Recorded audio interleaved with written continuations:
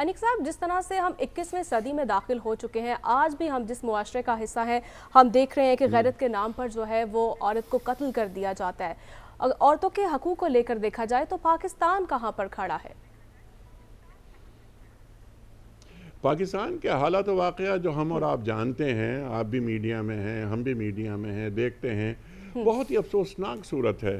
اس کی صورت اس کا بنیادی جو میں نے ابھی تھوڑی سی بات کہنے کی میں کوشش کر رہا تھا، ایک چیز ہے دین، ایک ہے دین کی انٹرپریٹیشن، دین کی اچھا پوچھا جائے، بات کی جائے، کیا دین سے محبت کرتے ہو؟ ہاں، ہم دین سے محبت کرتے ہیں۔ وہ کون سا مسلمان ہے جو اللہ اور اللہ کے رسول صلی اللہ علیہ وآلہ وسلم سے محبت نہیں کرتا؟ لیکن اس کی جو انٹرپریٹیشن ہے، جو دین کی تفہیم ہے، کیا ہم تک وہ پہنچی؟ ابھی یہ جو خاتون تھیں اے ایس پی ہماری، ابھی ہم نے دیکھا پورا میڈیا پہ جو واقعہ چلا، جتنے لوگ وہاں کھڑے تھے، جتنے لوگ وہاں تھے، کیا وہ دین سے محبت نہیں کرتے؟ کیا ان کا یہ جو عمل تھا، جو ریئیکشن تھا، کیا اللہ اور اللہ کے رسول صلی اللہ علیہ وآلہ وسلم سے محبت ظاہر نہیں کرتا؟ یقیناً کرتا ہے، لیکن کیا دین کی تفہیم ان تک صحیح پہنچی؟ کیا ان کا یہ عمل، کیا یہ ان کا یہ عمل، وہ تو یہ خاتون جو اے ایس پی صاحبہ تھیں، انہوں نے بہت بڑا کام کیا اور بڑی بہادری کا کام کیا۔ کوئی اور ہوتا جی بالکل۔ انیق صاحب، آپ بھی حکومت کا حصہ رہے ہیں، عورتوں کے اگر حقوق کی بات کی جائے تو آپ کیا دیکھ رہے ہیں؟ پاکستان میں کیا قانون سازی کی گئی اور مزید کیا قانون سازی کرنے کی ہمیں ضرورت ہے؟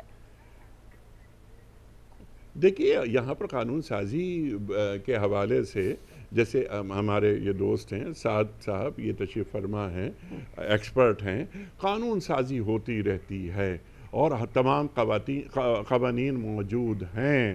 مسئلہ صرف یہ ہے کہ قوانین کی پاسداری کی جائے، عوام الناس کو ایجوکیٹ کیا جائے۔ ایک تو عوام کی سوری قطع کلامی کی معذرت سر، جو آپ نے بات کی، بات آپ ہی کی تھوڑا سا آگے بڑھاتے ہوئے آپ سے ایک چھوٹا سا سوال۔ آپ نے درست فرمایا کہ قوانین تو موجود ہیں، قانون تو مطلب مرڈر کے خلاف بھی قانون ہے کہ نہیں ہوگا، 10,000 سال سے ہے، چوری کے خلاف بھی قانون ہو رہا ہے کہ نہیں ہوگا، پھر بھی ہو رہا ہے۔ اسی طرح خواتین کے حقوق کو وائلیٹ کرنے کے خلاف بھی پاکستان میں قوانین ہیں۔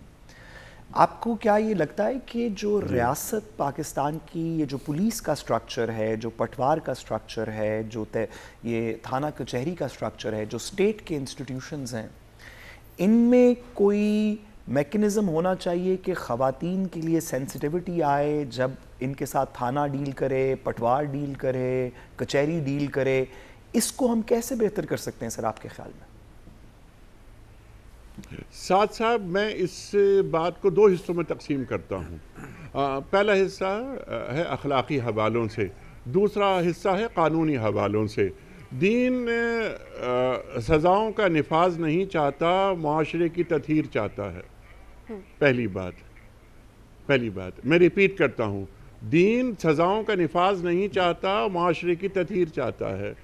اخلاقی طور پر ہم کیا اتنے زوال یافتہ یا زوال پرست یا زوال آمادہ ہو گئے ہیں کہ ہم اپنی خواتین کو، جن سے ہم بے پناہ محبت کرتے ہیں، ہمارے گھر کا حصہ ہیں، میں نے ابھی رحمی رشتوں کی بات کی تھی، ہم اتنے ظالم ہو جاتے ہیں کہ ہم ان کے ساتھ ظلم کرتے ہیں، ان کا حق نہیں دیتے، ان کو اس مقام پر نہیں رکھتے جس مقام کی وہ اہل ہیں۔